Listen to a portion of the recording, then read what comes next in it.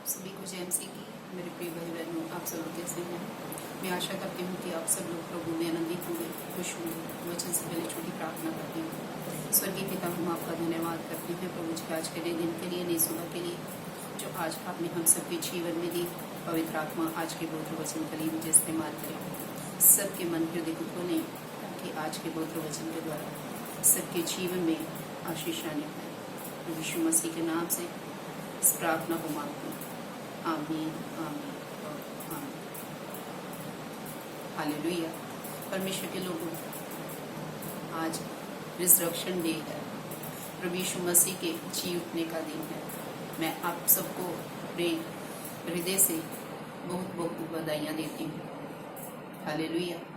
आइए आज का प्रभु का प्रभावशाली वचन देखें कि प्रभु का वचन हमें क्या सिखाता है। जीवन देने वाला प्रभु। हालेलुया। परमेश्वर के लोगों, मेरे साथ यूहन्ना के सुसमाचार की पुस्तक निकालें, उसका 5 अध्याय और उसकी 40 आयत। फिर भी तुम जीवन पाने के लिए मेरे पास आना नहीं चाहते। आमीन।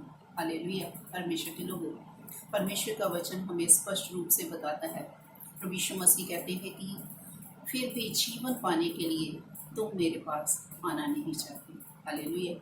परमेश्वर के लोगों, हमारे प्रभु यीशु मसीह के पास ही अनंत जीवन है और वो हमें ये जीवन देना चाहते हैं, क्योंकि बाइबल बताती है कि पहला जो मनुष्य बनाया गया और जिसने आज्ञा का पालन नहीं किया, परमेश्वर की आज्ञा को तोड़ा और उसके द्वारा पाप जो था वो पूरी मानव जाति में फैल गया और इसके द्वारा मृत्यु पूरे संसार में आ गई। हर एक मनुष्य के ऊपर मृत्यु ने राज्य की। लेकिन प्रभु यीशु मसीह के इस संसार में आने पर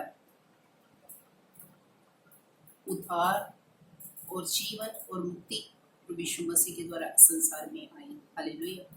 परमेश्वर के लोगों, प्रभु यीशु मसीह चाहते हैं कि हम जीवन पाने के लिए, अनंत जीवन पाने के लिए प्रभु यीशु मसीह के पास आएं और वो प्रभु यीशु मसीह सबको अनंत जीवन देना चाहते हैं।